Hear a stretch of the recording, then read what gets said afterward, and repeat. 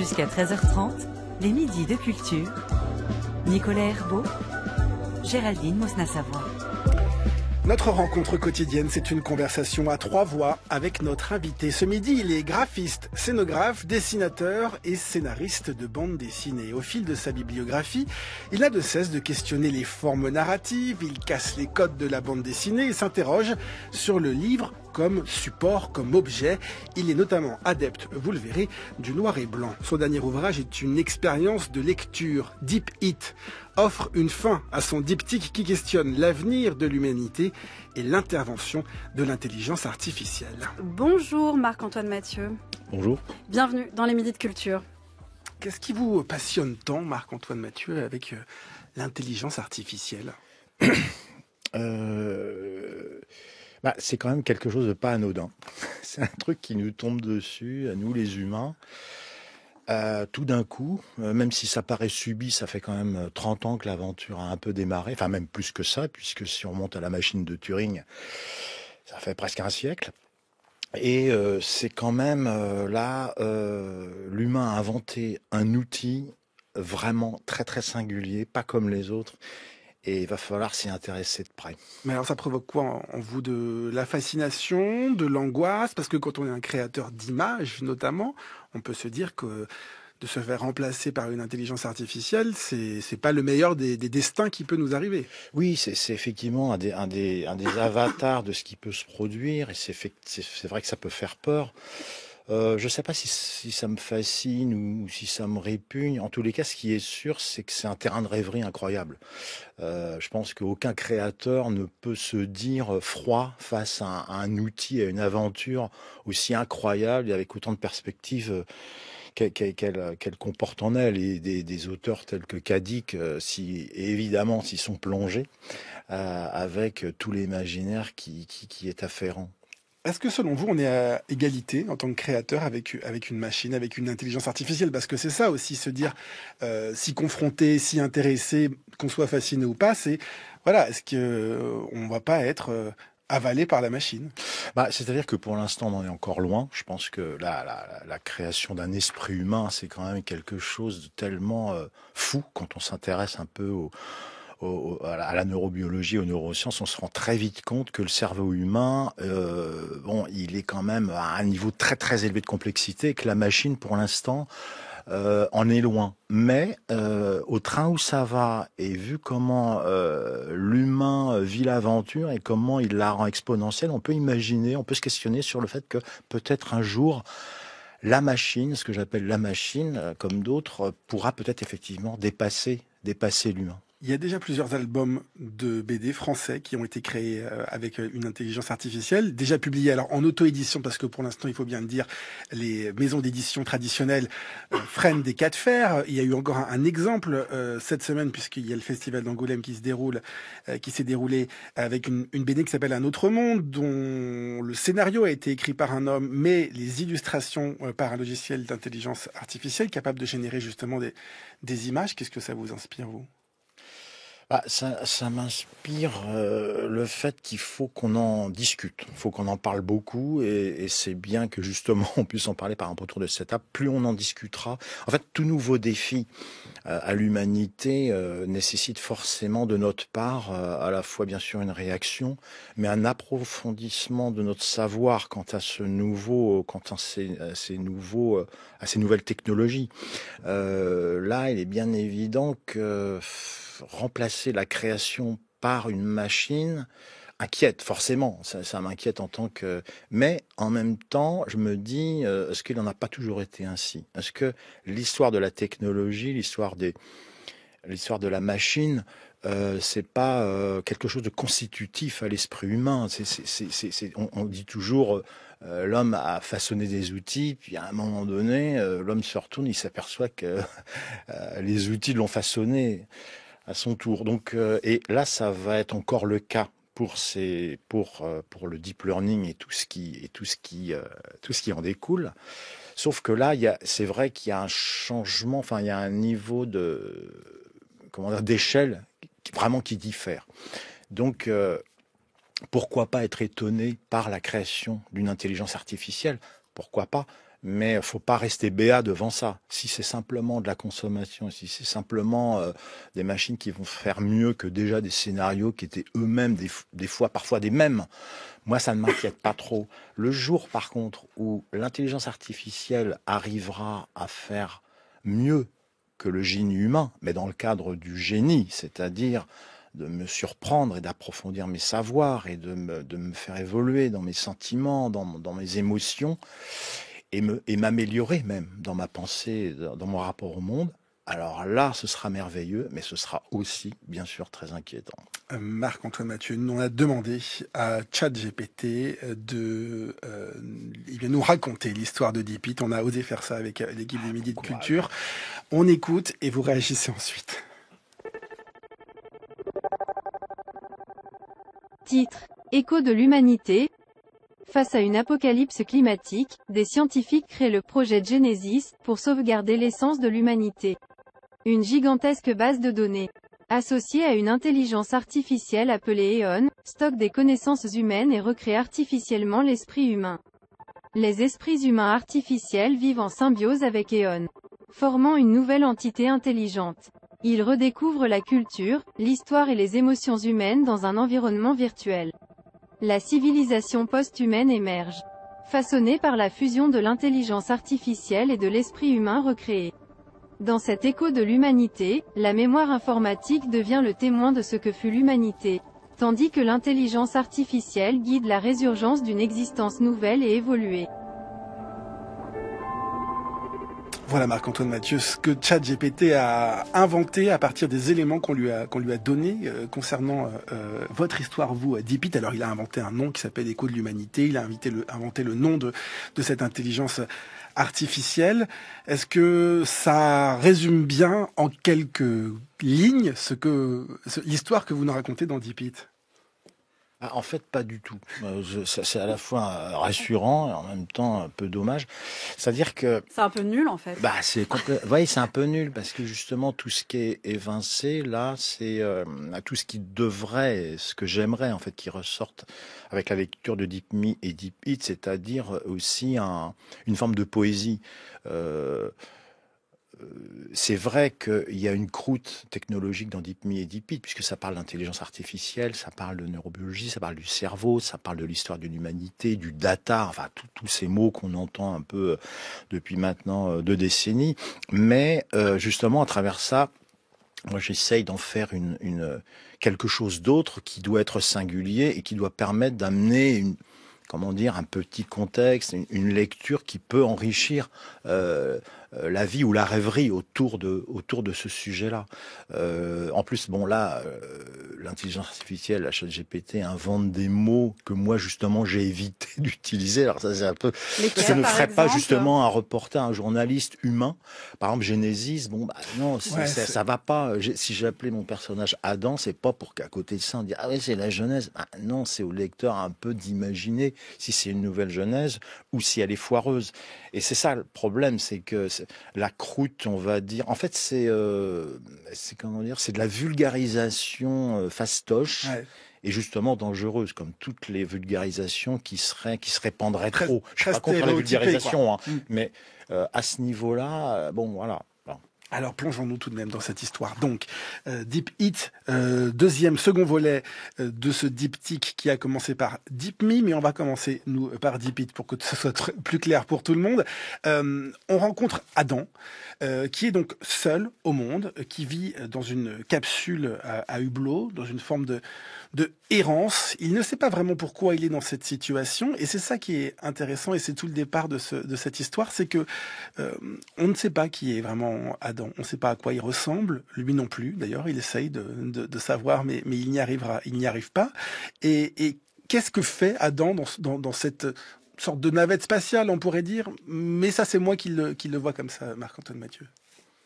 Oui, Adam, donc il est en fait c'est une espèce d'ultra confinement en gros quoi. C'est-à-dire que non seulement il est tout seul, mais il est le dernier tout seul. C'est-à-dire qu'il est l'humanité et puis tout ce qui était vivant même sur Terre a disparu. Donc il y a une espèce de défi comme ça à l'imaginaire de raconter le contexte d'une dernière entité humaine, mais peut-être pas, enfin on ne sait pas trop, on va pas tout dévoiler au lecteur. Et que ferait une personne comme ça, toute seule, qui resterait toute seule et dépositaire de tout le data, non seulement de toute l'humanité depuis qu'elle existe, mais également de tout le vivant. Et en fait, cette entité revisite toute la mémoire de ce qui a existé, de ce qui n'existera peut-être plus, parce que sa mission, c'est éventuellement de rechercher des endroits qui, sur Terre, pourraient redonner, représenter un nouveau contexte de début de création et de nouvelles générations de vie, quoi. Donc il est à la recherche, parce que la Terre reste quand même vivante. C'est-à-dire ce qu'on sait pas toujours, c'est que la Terre reçoit des photons du Soleil et crée du vivant aussi grâce à l'information lumineuse qui vient du Soleil, mais elle a aussi un feu interne, c'est-à-dire le magma de la Terre fait que c'est quand même une planète tellurique mais chaude, donc avec une énergie propre. Et donc sa mission qui est programmée, c'est aussi de retrouver certaines cheminées dans lesquelles, ce qu'on appelle les fumeurs, qui sont des cheminées volcaniques sous-marines, dans lesquelles, qui sont quand même propices à l'émergence de certaines briques à l'origine de la vie organique. Donc voilà, sa mission c'est ça, c'est de retrouver un endroit qui pourrait être propice à ça. Alors on suit toujours ces aventures, puisqu'il était déjà présent dans le premier tome, aventures ou réflexions ou questionnements, en tout cas de cet Adam, grâce au principe d'éveil qui structure son temps un peu à la manière d'un journal de bord, c'est ça? Tout à fait. Ouais, c'est-à-dire que comme on est dans un temps complètement indéfini, c'est-à-dire que Deep Me et Deep It ne contient absolument aucune indication temporelle, en tous les cas humaine telle qu'on la connaît. Donc on est dans un temps indéfini qui est peut-être très très long, qui est peut-être au contraire très court. Il y a aussi une notion d'espace, on ne sait pas vraiment quelle taille ça fait. Enfin, on imagine, bon, on découvrira aussi là aussi des choses. Et on se demande évidemment en tant que lecteur, mais pourquoi d'éveil, pourquoi Adam connaît comme ça des espèces d'absences? Est-ce que c'est des resets? Est-ce que c'est simplement des plages de ressourcement? Est-ce qu'il dort comme un humain? Est-ce qu'il dort comme un humain? On ne sait pas. En tout cas, on l'a dit, il est seul, mais il est tout de même accompagné, si on peut dire, par une entité programme qui le surveille, en quelque sorte. Et j'ai l'impression, parce que tout à l'heure, vous parliez de l'absence de poésie, de rêverie, d'imaginaire dans ce que nous a raconté ChatGPT. Et cette entité programme, elle est presque là pour justement interdire à Adam d'être dans cet imaginaire, de le laisser dans sa mission presque, comment dire, très froide, très calculatrice de sa mission, c'est-à-dire, voilà, il doit, tel un robot en quelque sorte, trouver où est-ce que de la vie pourrait être créée. Oui, c'est-à-dire que le dialogue qui s'instaure entre Adam et puis ce qu'il appelle l'auxiliaire, c'est un petit peu le dialogue qu'il peut y avoir entre la passion et la raison, en fait. Mais j'en suis aperçu après coup. Hein, j'ai pas tout, on calcule pas tout quand on fait des créations. Mais effectivement, Adam, à force de revisiter toute l'histoire de l'humanité, en nourrit une forme d'empathie. Il devient très très empathique envers l'humain. Et ça, effectivement, ça peut être un peu dangereux pour la mission parce que ça peut l'écarter. C'est-à-dire la poésie peut l'écarter d'une mission purement scientifique, technologique pour quand même, parce que c'est ça, c'est un début de la mission. Or, l'auxiliaire, lui, recadre, c'est-à-dire que voilà, il y a une entité pour laquelle on sent bien qu'il y a une case en moins qui s'appelle l'émotion et la réceptivité aux sensations. Et puis c'est pas qu'il cadre Adam, mais c'est qu'il pas qu'il le surveille, mais Qu'il le castre. Non, c'est peut-être trop fort comme terme. Simplement parce que lui aussi, forcément, il est poreux à l'empathie d'Adam pour l'humanité. Lui aussi, il va être un peu poreux, mais quand même, il a un peu de surmoi, un peu plus de surmoi qu'Adam, on va dire. Comment vous avez articulé ce que vous disiez, l'ultra-confinement avec la mission presque de l'ordre de l'infini d'Adam, qui en fait être, vous l'avez dit, en fait le dernier, la dernière mémoire, le dernier héritier et en même temps peut-être le premier homme d'une nouvelle vie parce qu'il doit retrouver des traces de vivant, voire où le vivant pourrait peut-être se développer pour une nouvelle génération. Comment même de manière presque concrète, matérielle, mais aussi scénaristique, on met en œuvre ce paradoxe entre les deux. Ah bah ça, oui, alors ça fait partie des défis qu'on est obligé de relever. Une fois qu'on a eu une idée intéressante et que ça peut créer un récit, on se retrouve avec, dans le rôle du bureau d'études, à essayer d'échafauder quelque chose qui tienne le coup, qui n'ennuie pas aussi les gens à la lecture, parce qu'il peut y avoir des idées qui peuvent être aussi très... comment dire, très froide, trop dure, quoi, trop sèche. Ou trop conceptuelle, abstraite. Voilà, donc là, ça veut dire qu'effectivement, tenir le challenge de faire finalement une bande dessinée sans personnage, puisqu'on ne verra pas de personnage, avec un unique décor. Voilà, ça fait partie des défis qu'en tant que créateur, on peut adopter, quoi, qu'on peut vraiment aimer. Et donc là, je suis passé par un stade de modélisation de la capsule très précis, de manière à pouvoir faire varier tous les angles. Et du coup, cette capsule minuscule devient une capsule monde. Et une capsule monde dont les sentiers bifurquent dans toutes les directions, dans le sens philosophique, dans le sens technologique, dans le sens dans des directions aussi plus poétiques. Aller vers le tout petit vous permet sans doute de rebondir vers le très grand. C'est un peu classique, c'est un mouvement, je dirais, respiratoire évident. D'ailleurs, de la même manière que Deep Me commence par des cases toutes noires, avec une entité ou une personne en tout cas qui semble ne plus exister, qui n'a plus de mémoire, qui est paralysée, il n'y a plus rien de rien. Et ça va vers le grand tout, c'est-à-dire qu'on parle d'un tout petit quelque chose minuscule qui est quasiment de l'indicible vers quelque chose qui n'est non moins indicible, c'est-à-dire une étendue infinie. Et le diptyque, en fait, c'est ce chemin-là qui s'opère. Tu juges les autres d'après toi-même, Corto Maltese. Mais dans ce cas, tu te trompes. J'estime beaucoup le professeur Steiner. Il y a du style parce que c'est le C, parce que premièrement, il n'y a pas de bulle. Ah, le dessin est bien fait. On peut regretter qu'il n'est pas en couleur. Moi, je pense que, première chose, moi je suis un dessinateur. Et la bande dessinée en noir et blanc seulement? Bon, non, je fais des choses en couleur aussi, mais vous savez, les dessins, il naît en blanc et noir. Alors pour moi, c'est plus important de faire des choses en blanc et noir, et je le pense en blanc et noir, les dessins. Alors, déjà, les couleurs, c'est quelque chose d'addictif, c'est quelque autre chose à ajouter, mais je pense que le blanc et noir, c'est plus important.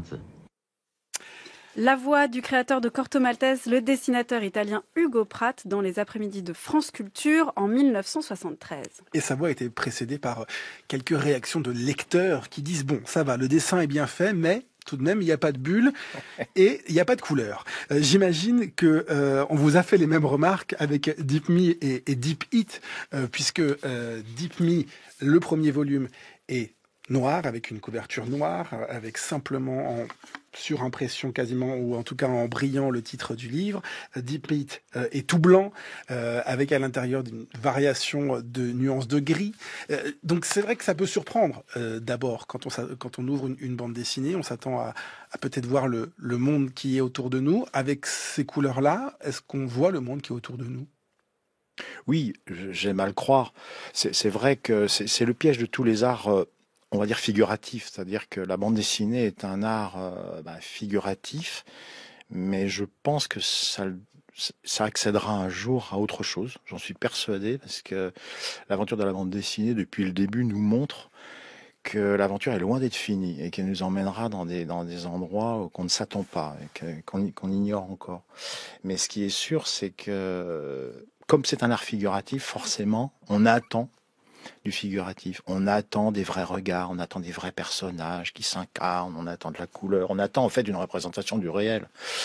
Alors qu'en fait, pour moi, là, c'est avant tout un mode d'expression, avant d'être un mode d'expression figuratif. Et en cela, moi je suis de ces auteurs qui utilisent plus le dessin comme un signe, plutôt d'une manière graphique, que d'une manière, on va dire, dessinée. Il y a des auteurs, il y a deux grands types d'auteurs dans la bande dessinée. Il y a les auteurs qui font du dessin même une aventure. C'est-à-dire le dessin lui-même va raconter quelque chose. À la limite, il n'y aura pas de bulle. Déjà, le trait, peut-être les couleurs, les aplats, le coup de pinceau nous racontent déjà quelque chose. Donc c'est un dessin déjà qui dit des choses et qui nous emmène des fois même dans la poésie. Il n'y a qu'à voir Matoti ou des gens comme David Prudhomme. Moi, je fais plutôt partie des dessinateurs qui font du dessin appliqué, c'est-à-dire un dessin qui est appliqué à un récit, à de la littérature. Je me dis, je suis plus un écrivain, si vous voulez, qu'un dessinateur. Voilà. Raconter des histoires. Exactement. Alors, il se trouve qu'à force d'en faire, certaines de mes planches peuvent avoir un intérêt graphique. C'est pas impossible, mais c'est pas le but recherché. Vous pensez que vous êtes un mauvais je Je pense que je suis un dessinateur potable. Voilà. Ah ouais, c'est vrai. Et alors, comment on peut se lancer dans la BD en se disant qu'on est un dessinateur potable? Mais il y a énormément de dessinateurs et de dessinatrices potables aujourd'hui, ah ouais, mais qui font des grands récits. Je sais pas, je pense à Nina Antico, on peut pas dire que son dessin soit absolument formidable, mais ses récits, ce qu'elle draine à travers ce rapport de dessin un peu inachevé en devenir et des textes, des dialogues, des situations, des contextes à la fois profonds et drôles, fait que ça marche mieux même que si c'était un dessin trop bien fait. Vous voyez, c'est comme la chanson. Vous voyez, dans la chanson, vous pouvez avoir des très très bons musiciens, des très grands textes mis ensemble. Ça va se nuire, il va y avoir du hiatus, du grincement, ça va pas fonctionner. C'est pour ça que vous n'êtes pas non plus écrivain. Vous avez quand même besoin du dessin, voilà, mais presque pour sublimer le texte. Voilà, je pense que je serai un écrivain assez potable aussi, sans plus. Mais les deux ensemble fait qu'il y a quelque chose peut-être qui se passe, une tension. C'est un peu mystérieux d'ailleurs, c'est compliqué à analyser. Mais voilà, en tous les cas, ce qui est sûr, c'est que moi, je partage complètement l'avis de Corto Maltese. D'ailleurs, d'Hugo Pratt. C'est un des auteurs qui m'a fait aller vers la bande dessinée. Hein. Si vous lisez Fables de Venise, ces ciels incroyables, tout blanc avec la lune. Et en fait, la nuit dessinée à Venise, c'est une nuit tout à fait étonnante. Elle n'est dessinée que par les ombres projetées au sol, qui n'existeraient pas en plein jour. Et donc, il arrive à recréer une nuit avec simplement des aplats de noir et des ombres dessinées au sol. Alors là, on est dans la poésie graphique pure. Et ça, moi, je suis persuadé que le lecteur l'intègre. Vous voyez, c'est-à-dire que notre cerveau, il est pas fait pour lire en noir et blanc, évidemment. Il est fait pour voir des couleurs, pour analyser les couleurs. Et si on lit du noir et blanc, je suis intimement persuadé qu'au bout de quelques pages, une fois qu'on a oublié qu'on lisait du noir et blanc, les couleurs viennent. Vous voyez ? Mais vous n'en êtes pas conscient. Moi, je pense qu'il y a quelque chose comme ça qui se passe. Est-ce que vous avez déjà eu des critiques sur votre usage du noir ou du blanc? Mais je pense surtout au noir, parce qu'il y a des cases noires uniquement avec des bulles qui apparaissent, en disant c'est trop facile. Il a rien dessiné. Un petit peu comme les critiques qu'on pourrait faire à des monochromes ou qu'on a eu sur les débuts de l'art moderne et de l'art abstrait. Bien sûr, forcément, c'est totalement... tout est critiquable, enfin tout est à remettre en cause. Moi, ça me semblait évident de mettre des cases noires à partir du moment où Adam, au départ, est plongé dans le noir. Il ne peut rien faire, il ne peut qu'entendre. Et c'était intéressant de mettre le lecteur à la place de cette personne qui est plongée dans un locked-in syndrome, c'est dans un enfermement total. Et donc, on est à la place d'Adam. Alors, c'est pas gagné au début. Quand j'ai fait ça, je me suis dit, mais non, enfin, c'est pas possible. C'est un scandale. Il y a quelque chose de l'ordre du scandale de faire ça. Et si ça n'avait pas marché pour moi, je l'aurais jamais fait. Or, en réalisant une quinzaine de pages, oui, je me suis, ça c'est la grande récompense du créateur, c'est de s'apercevoir qu'on est surpris par ce qu'on fait. Ça fait partie des chouettes moments. Et quand j'ai vu que ça marchait, je me suis dit bon, ok, c'est parti, on y va. Mais c'est vrai que quand on ouvre Deep Me, Marc-Antoine Mathieu, au début on se dit oh là là, qu'est-ce que c'est que cette histoire? Et au final, on le voit, cet Adam. Allongé avec les médecins qui sont enfin on imagine en tout cas tout cela. D'ailleurs on peut se tromper, d'ailleurs on verra comment ça se finit ensuite, mais ça veut dire que avec les dialogues, avec les bulles, avec tout ce que vous écrivez, vous voulez aussi que ce soit au lecteur de s'imaginer des choses et pas justement donner tout fait, tout préparé, justement des cases, des dessins, des scénarios, enfin des situations en tout cas. Bien sûr, oui. C'est l'enjeu de la littérature, de laisser la place au regard créateur. Et c'est vrai que, encore une fois, l'art figuratif, c'est un peu une gageure, parce que justement, à trop figurer les choses, plus on figure les choses, évidemment, et plus on empêche le lecteur de se faire sa propre image des choses, sa propre poétique. Et donc, moi, évidemment, en tant que dessinateur, ça m'a toujours intéressé d'aller visiter, d'aller représenter ce qui n'était pas représentable, ou de ne pas représenter ce qui était trop représentable, justement. C'est forcément un des enjeux primordiaux de la bande dessinée. Mais la bande dessinée s'y prête assez bien, parce que comme on va de case en case, et qu'on navigue comme ça de case en case, il y a beaucoup de possibilités pour faire en sorte d'évoquer des choses, de les suggérer sans les décrire. Et c'est ça, et c'est là où la bande dessinée, effectivement, peut rejoindre une forme de littérature, je pense. Marc-Antoine Mathieu, on l'a dit, et c'est le cas aussi dans vos précédentes bandes dessinées, précédents albums. De manière générale, il y a un seul personnage que l'on suit du début à la fin. Alors c'est le cas pour Adam dans ces 2 tomes. Une sorte d'enquête d'ailleurs sur le personnage lui-même, parce que c'est là aussi toute la sensibilité de ce personnage, c'est-à-dire qu'il est aussi en forme de crise existentielle. Qui je suis, qu'est-ce que je fais là, pourquoi et où je vais. Et c'est le cas aussi pour un autre personnage star de votre bibliographie, c'est Julius Corentin Akfak. Qu'est-ce qui fait que, justement, tout ça tient en un personnage, en fait? Oui. Bah oui. Bon, après, voilà, chaque personnage doit représenter peut-être une petite facette de mon être, sans doute. C'est vrai que Julius Corentin Akfak, qui se promène toujours avec 2 bulles en gros au-dessus de sa tête, un point d'exclamation et un point d'interrogation. C'est l'éternel surpris ou étonné, comme le nouveau-né qui ouvre un peu ses yeux et qui voit quelque chose plutôt que rien. Et puis en même temps, évidemment, le fameux point d'interrogation. Une fois qu'on a un peu des explications, le point d'interrogation est en train de naître, et voilà, et l'aventure continue en fait, et on saura jamais rien évidemment, parce que le sens de tout ça nous échappera jamais. Donc déjà en soi, la vie est déjà un sacré scénario d'une certaine manière. Mais c'est vrai que tous mes personnages, se retrouvent toujours dans cette situation de quête, d'errance, de sentier, où la non-certitude est une certitude, c'est-à-dire que l'errance est certainement la meilleure des réponses aux questions. C'est-à-dire que vouloir chercher un but, ou vouloir chercher ou avoir un discours, c'est déjà réduire l'errance, c'est réduire le questionnement, et c'est forcément réduire le champ d'observation et de découverte. Je suis plus dans l'attitude d'un promeneur qui essaierait de prendre des sentiers inconnus, plutôt que de faire un peu toujours le même circuit. Jusqu'à 13h30, les midis de culture. Nicolas Herbeau, Géraldine Mosna-Savoie. Oulipo, qui veut dire ouvroir de la littérature potentielle.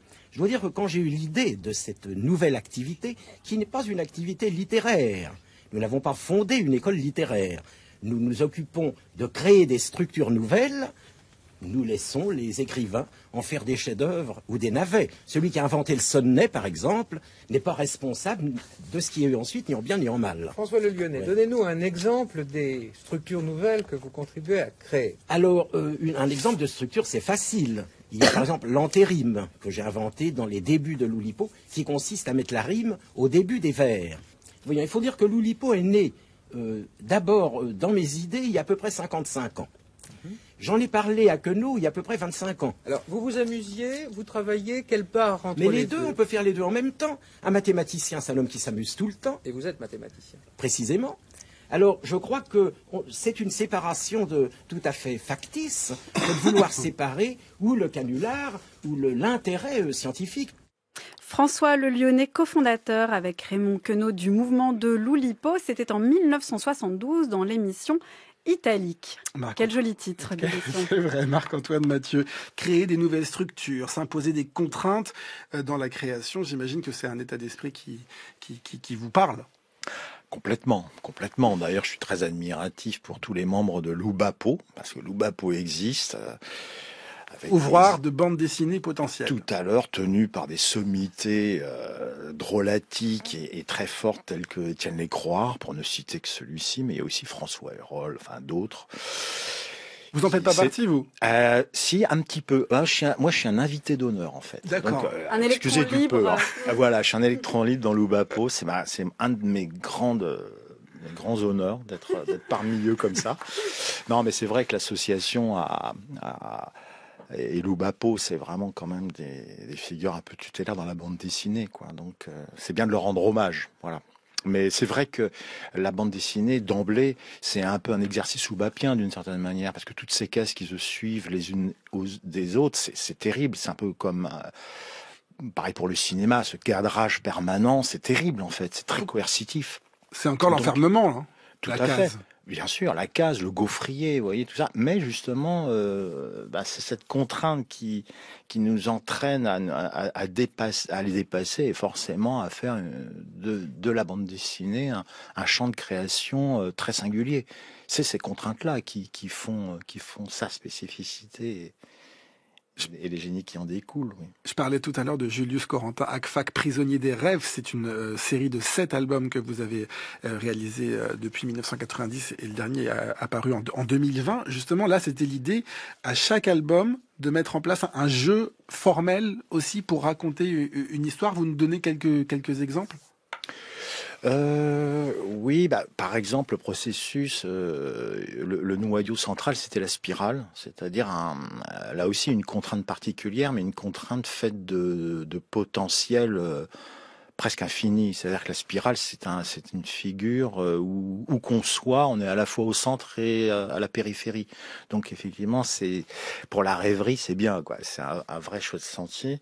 Donc ça, c'était pour le processus. Pour le début de la fin du début, on a un livre qui se lit dans les deux sens et qui se rejoint au milieu dans un chapitre à une seule page qui s'appelle Le miroir sans face. Vous voyez, c'est-à-dire que quand on se fixe des contraintes, le sentier, tout d'un coup, est singulier. Et on arrive à des endroits où on s'attendait absolument pas à aller. Et c'est là où ça devient très intéressant. C'est à cet endroit, c'est à ce point comme ça, je sais plus qui disait, il y a un point où il faut aller, où le retour n'est plus possible. Je ne sais pas Kafka qui a dit ça. Enfin, je suis pas bien sûr. Il y a personne qui parle du point. Toute une vie de philosophie pourrait se dire en un point, on ne fait que tourner autour et une fois qu'on aurait dit le point, on aurait fini notre œuvre d'une certaine manière.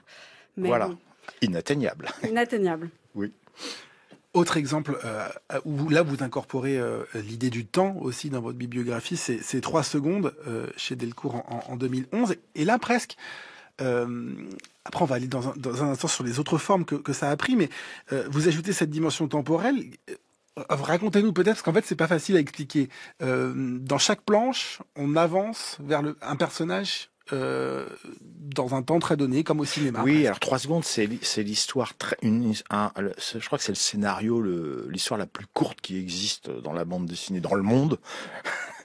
C'est-à-dire que c'est un récit qui dure 3 secondes, donc qui est très très court, mais en revanche qui est très très large. Donc c'est un peu le reflet peut-être aussi d'un nouveau paysage du monde aujourd'hui, informatif par exemple. C'est-à-dire que la verticalité, l'information verticale s'est un peu transformée en une vaste champ informatif horizontal. Et 3 secondes, c'est un petit peu ça. C'est-à-dire qu'on suit le parcours d'un photon, enfin le lecteur est à la place d'un photon qui, pendant 3 secondes, fera un voyage de 900 000 km, c'est-à-dire la vitesse parcourue par la lumière en 3 secondes. Et voilà, donc, et on va de reflet en reflet, c'est-à-dire que le récit rebondit à chaque fois sur un objet qui est miroir. Alors, ça peut être une petite cuillère, une roche, un diamant ou une vitre la vitre d'un appartement, etc., etc. Et donc on rebondit comme ça d'objet miroir en objet miroir et on fait un voyage qui donne pour résultat une forme de puzzle, un récit policier dans lequel les hors-champs, les détails dans les endroits, dans les espaces qu'on parcourt, ont tous un peu à voir les uns avec les autres. C'est-à-dire que tout est relié, mais parfois à des milliers de kilomètres de distance. Et donc c'est au lecteur de reconstituer à la fois un puzzle. Donc là, de ce côté-là, on est un petit peu presque dans un schéma de roman, on va dire, policier. Mais l'histoire est quasiment sans texte, mais à travers des écrits, à travers la légende d'une œuvre d'art, à travers le titre d'un livre dans une bibliothèque, un billet d'avion posé sur une table, etc. Le lecteur peut reconstituer un faisceau d'indices propre à lui expliquer un peu ce qui s'est passé à un moment donné sur Terre pendant 3 secondes. Parce que je dis sur Terre, je précise sur Terre parce que ce que je voulais dans 3 secondes, c'est que tout soit vraiment absolument juste et précis, que ce soit vraiment comme un instantané à un moment donné sur Terre, de quelque chose qui s'est passé sur Terre. Pour terminer, Marc-Antoine Mathieu, est-ce que vous avez l'impression d'être un ovni dans ce monde de la BD? Et quand vous allez voir votre éditeur avec des idées pareilles, est-ce que vous êtes tout de suite soutenu ou est-ce que c'est difficile Je suis tout de suite soutenu par Delcourt et par Grégoire Seguin, mon éditeur, et également par l'équipe de Fab de chez Delcourt. Ce qu'on appelle en général les petites mains, alors que c'est faux, c'est vraiment des gens qui suivent ça de très près. Non, on me suit avec enthousiasme. Et puis, concernant l'OVNI, alors là, j'ai envie de dire, en bande dessinée, il y a de plus en plus d'OVNI et c'est cool. Merci beaucoup Marc-Antoine Mathieu d'être venu dans les Midis de Culture. Je rappelle que le second volet de Deep Me s'appelle Deep It et les deux sont disponibles aux éditions Delcourt. Pour finir, nous avons choisi 2 chansons en résonance avec l'intelligence artificielle. Vous avez le choix entre une chanson sur l'intelligence ou une chanson sur artificielle. Laquelle des deux souhaitez-vous écouter? Alors là, au pif, artificielle, allez.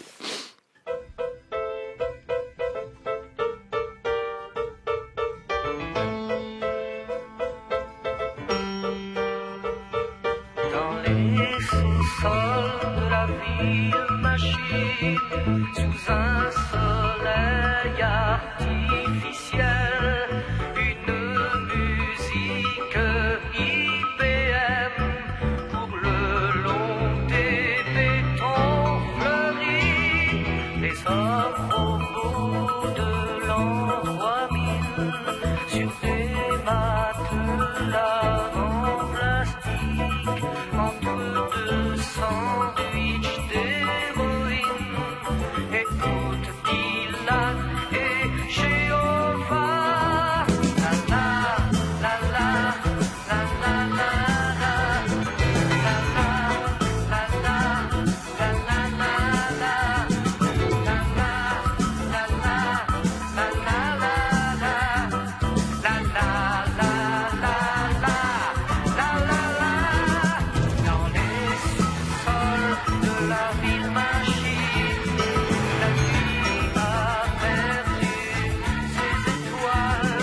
la C'est Germinal de Dandec, Marc-Antoine Mathieu. Les jardins artificiels. Voilà, il y a de l'artificiel, mais il y a de la poésie. Merci beaucoup d'être venu dans les Midis de Culture. Une émission préparée comme tous les jours par Aïssa Touendoy, Anaïs Isbert, Cyril Marchand, Zora Vignel, Laura Dutèche-Pérez et Manon Delacelle. C'est Nicolas Berger qui réalise cette émission et la prise de son ce midi, Ruben Karmazine. Merci à tous et toutes et merci à vous, Géraldine. À demain. Merci Nicolas, à demain.